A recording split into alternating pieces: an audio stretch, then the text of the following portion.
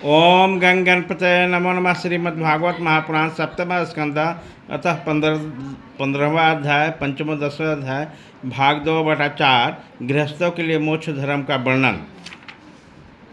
अनेक विषयों के ज्ञाता शंकाओं के समाधान करके चित्त में शास्त्रोक्त के अर्थ बैठा देने वाले और विद्युत स्वभाव के सभापति बड़े बड़े विद्वान भी असंतोष के कारण गिर जाते हैं।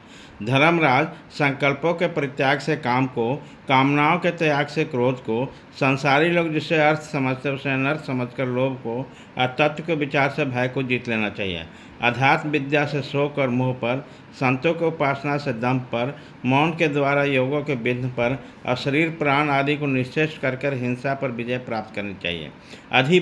भौतिक दुखों की दया के द्वारा, अधिदैविक वेदना को समाधि के द्वारा और आध्यात्मिक दुख को योग बल निंद्रा के सात्विक भोजन स्थान संग आदि सेवन से जीत लेना चाहिए।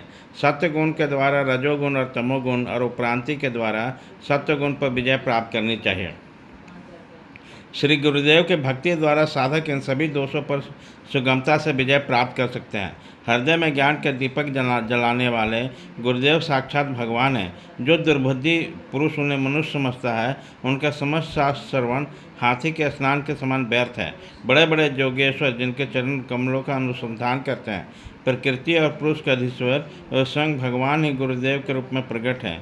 इससे इन्हें लोग भ्रम से मनुष्य मानते हैं। शास्त्र में जितने भी नियम संबंधी आदेश हैं, उसका तात्पर्य यही है कि काम, क्रोध, लोभ, मोह, मद और मत्सर इन 6 शत्रुओं पर विजय प्राप्त कर ली जाए अथवा 5 इंद्रियां, मन, ये 6 बस में हो जाए। ऐसा होने पर यदि उन नियमों के द्वारा भगवान के ध्यान, चिंतन आदि की प्राप्ति नहीं होती तो उन्हें केवल श्रम ही श्रम समझना चाहिए। जैसे खेती, व्यापार आदि और उनके फल भी योग साधना के फल भगवत प्राप्ति या मुक्ति को नहीं दे सकते हैं, वैसे ही दुष्ट पुरुष के श्रेष्ठ स्मार्थ कर्म भी कल्याणकारी नहीं होते हैं, प्रत्युत उल्टा फल देते हैं। जो पुरुष अपने मन पर विजय प्राप्त करने के लिए उद्यत हो, वह शाक्ति और परिग्रह का त्याग करके संन्यास ग्रहण करें, एकांत में अकेला ही रहे और भिक्षावृत्ति से शरीर निर्वाह मात्र के लिए स्वल्प या परिमित भोजन करें। युधिष्ठिर पवित्र और समान भूमि पर अपना आसन बिछाए और सीधे स्थिर भाव से समान और सुख कर आसन से उस पर बैठकर ओमकार का जप करें। जब तक कि मन संकल्प विकल्पों को छोड़ न दे, तब तक नासिका के अग्रभाग पर दृष्टि जमाकर पूरक, कंबक और रेचक द्वारा प्राण तथा अपान को गति को रोकें। काम की चोट से घायल चित्त इधर उधर चक्कर काटता हुआ जहाँ जहाँ जाए, विद्वान पुरुष को चाहिए वहाँ वहाँ से उसे लौटाया जाए और धीरे धीरे हृदय में रोकूं। जब साधक निरंतर इस प्रकार के अभ्यास करते हैं तो ईंधन बिना जैसे अग्नि बुझ जाती है, वैसे ही थोड़े समय में चित्त शांत हो जाता है। इस प्रकार जब काम वासनाएं चोट करना बंद कर देती है और समस्त वृत्तियां अत्यंत शांत हो जाती है, तब चित्त ब्रह्मानंद के संसर्ग में मग्न हो जाता है और उसका कभी उत्थान नहीं होता। जो सन्यासी पहले तो धर्म, अर्थ, काम के मूल कारण गृहस्थ श्रम को परित्याग कर देता है और फिर उन्हीं का सेवन करने लगता है, वो निर्लज, अपने उगले हुए को खाने वाला कुत्ता ही है। जिन्होंने अपने शरीर को अनात्मा, मृत्युग्रस्त, विष्टा, कृमि और राख समझ लिया था, वही मूड उसे आत्मा मानकर उसकी प्रशंसा करने लगे। कर्म त्यागी गृहस्थ, व्रतबारी ब्रह्मचारी, गांव में रहने वाला तपस्वी और इंद्रिय लोलुप सन्यासी, ये चारों आश्रम के कलंक है। अभ्यर्थी आश्रम का ढोंग करते हैं। भगवान की माया से विमोहित होकर उन मूढ़ों पर तरस खाकर उसकी उपेक्षा कर देनी चाहिए। आत्मज्ञान के द्वारा जिनकी सारी वासनाएं निर्मूल हो गई है, जिन्होंने अपने आत्मा को परम ब्रह्म स्वरूप जान लिया है, वह किस विषय की इच्छा और किस भोक्ता की तृप्ति के लिए इंद्रिय लोलुप होकर अपने शरीर को पोषण करेगा। उपनिषदों में कहा गया है, शरीर रथ है, इंद्रियां घोड़े हैं, इंद्रियों का स्वामी मन लगाम है, शब्दाधिक विषय मार्ग है, बुद्धि सारथी है, चित्त ही भगवान के द्वारा निमित्त बांधने की विशाल रस्सी है, 10 प्राण धुरी है, धर्म और धन पहिए है और इसका विमान जीव रथी कहा गया। ओंकारी रथी का धनुष है, शुद्ध जीवात्मा बाण और परमात्मा लक्ष्य है। इस ओंकार कारक के अंतरात्मा को परमात्मा में लीन कर देना चाहिए।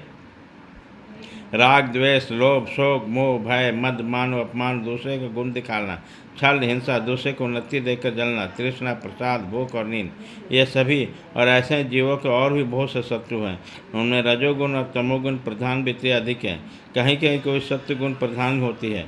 यह मनुष्य शरीर रूपी रस जब तक अपने बस में है और इंद्रियां, मन आदि सारे साधन अच्छी दशा में विद्यमान है, तभी तक श्री गुरुदेव के चरण कमलों की सेवा पूजा से शांत धराई हुई उसकी तीखी तलवार लेकर भगवान के आशय से इन शत्रुओं का नाश करके अपने स्वराज्य सिंहासन पर विराजमान हो जाए और फिर अत्यंत साधन भाव से शरीर का परित्याग कर दे।